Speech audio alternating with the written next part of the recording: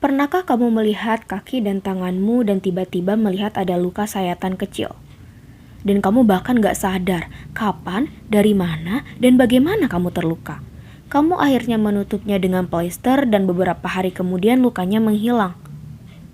Lukanya tiba-tiba sembuh dan kamu bahkan gak terfikir ada proses menakjubkan yang membuat itu terjadi. Atau katakanlah kamu melihat kukumu dan menyadari bahwa kukumu terlihat lebih panjang sejak dipotong. Atau saat kamu berkaca dan menyadari kamu jauh lebih besar daripada dirimu saat berusia 5 tahun. Apa kesamaan dari semua hal tersebut? Satu hal yang sama pada hal-hal tersebut adalah mitosis. Assalamualaikum warahmatullahi wabarakatuh. Kami dari kelompok 1 akan mempresentasikan mengenai mitosis.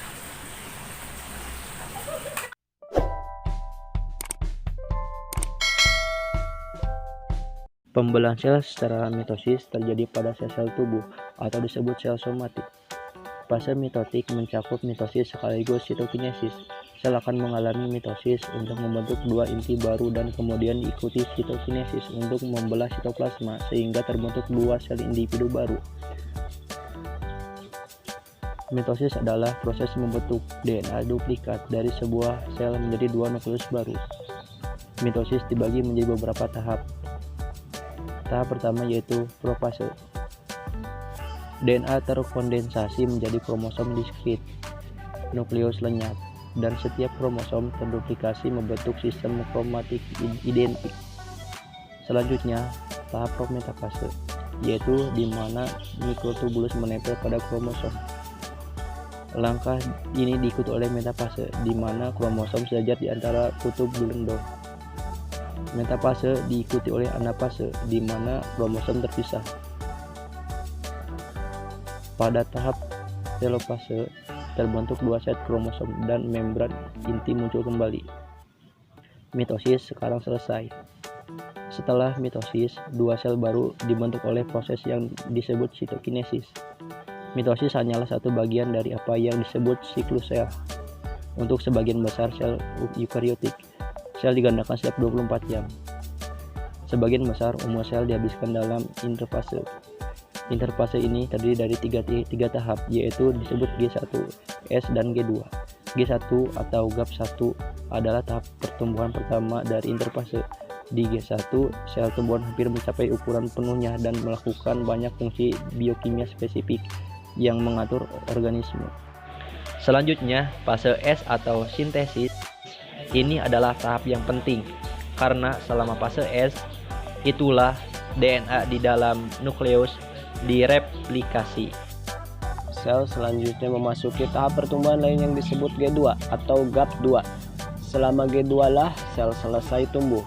Setelah sel mengembangkan DNA di dalam nukleus dan dua sentrosom mulai muncul di sitoplasma, mitosis dapat dimulai. Untuk sel eukariotik, tipikal ini akan berlangsung sekitar 80 menit. Selama tahap pertama mitosis yang disebut profase, pertama-tama kita melihat struktur kromosom diskrit yang dapat diamati mikroskop. Ini terjadi melalui proses kondensasi. Pada saat yang sama, untaian protein yang disebut mikrotubulus muncul dari sentrosom pada hewan. Akhirnya, struktur yang ditemukan di dalam nukleus yaitu nukleolus menghilang. Selanjutnya, prometafase dimulai ketika membran inti terfragmentasi. Pada saat yang sama, untaian mikrotubulus atau serat gelondong tumbuh dari sentrosom. Untaian ini menempel pada struktur protein yang disebut genetokor. Satu genetokor melekat pada sentromer dari setiap kromatin sister. Selanjutnya memasuki tahap metafase. Selama tahap ini, kromatin sister sejajar di sepanjang pusat sel sehingga kedua kromatin menghadap ke kutub yang berlawanan dari sel. Sekarang kromatin sister siap untuk dipisahkan.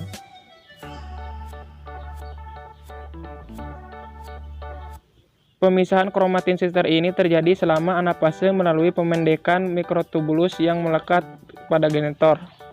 Selain itu, kutub sel bergerak lebih jauh dan menyebabkan peningkatan pemisahan kromatin sister. Pada akhir anafase, kromatin sister telah berpindah ke kedua ujung sel. Telopase adalah tahap akhir dari mitosis. Disinilah komponen sel baru mulai muncul. Pada titik ini, serat gelondong putus.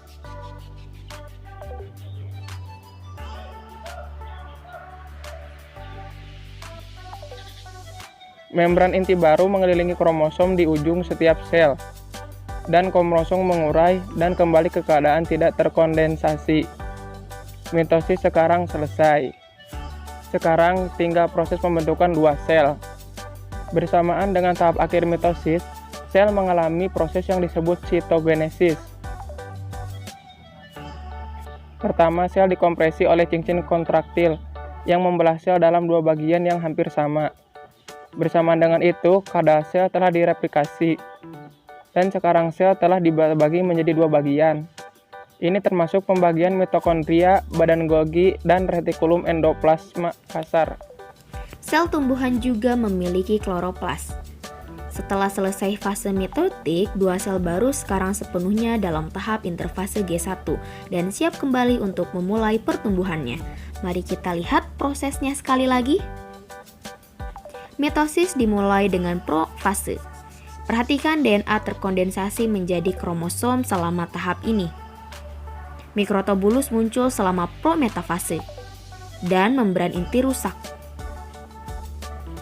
Metafase terjadi ketika kromosom disejajarkan di tengah sel.